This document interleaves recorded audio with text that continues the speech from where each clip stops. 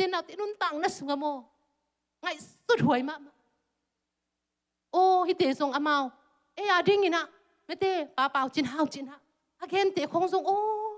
ken alang pan na again sia song ka hi ke ô hi lai siang thawin leitung mi khem piu chi mo ka hi manin leitung mi khem piu me te leitung mi khem piu zo mi song che tuan ke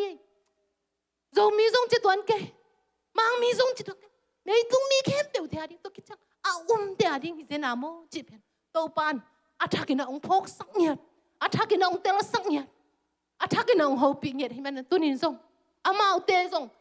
alung sim khada veina khat ni dang vei lo chi na hi lo na pin veina khat to pan ngwan nyat kalung dam inun tang na sunga song mete apai mi tam pit hi lung dam na thu thai na pin tel na pin ayang zo lo mi tam pita kom thai ding hi ta amo chi pen kalung sim sunga ong phok lo mama ngen ning chi leng angen thai lo ding zong ke khama ni a thai lo zong khama ni a thai lo zong lo thai mai tak mo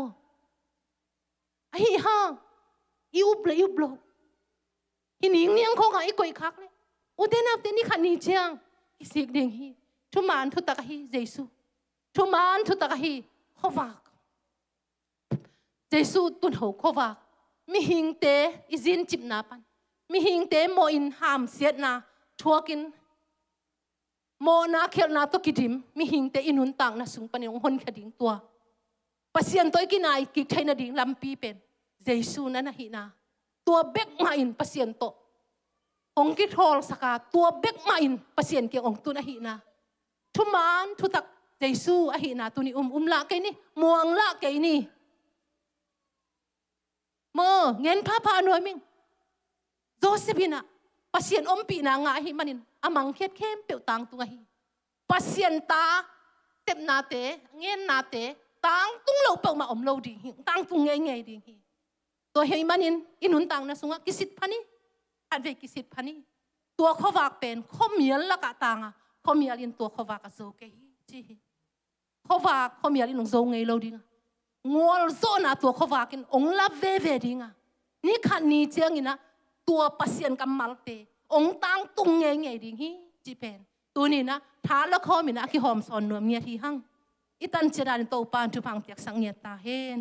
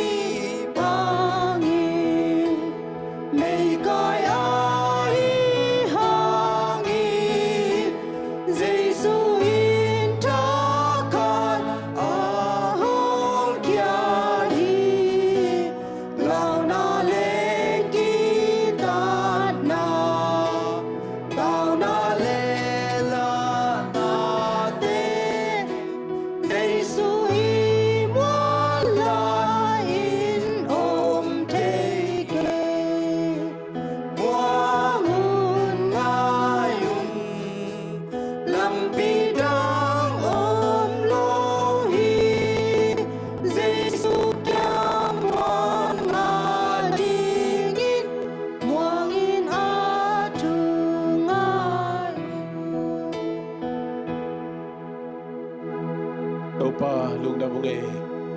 tuni biak piang na ungel na te kempeu nang mau pi na nung asa kanop ta nung zopi man kalungudam hi nang mabe kong muangin